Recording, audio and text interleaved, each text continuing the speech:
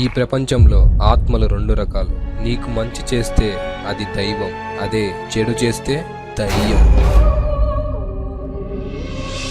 నేను అక్షయ్ చాలా మంచి ఫ్రెండ్స్. తనకి నేనంటే చాలా ఇష్టం. బట్ తను యాక్సిడెంట్లో చనిపోయింది. అక్కడ వెళ్ళిన వాళ్ళందరూ చనిపోతున్నారు ఎగ్జాక్ట్లీ 6:30 PM ఎంత తెలుసు కూడా అడిగి దొప్పించుకోవడం అవసరమా? ఈ రోజు తన సంగతి తెలుసుకొని వెళ్తాం రా.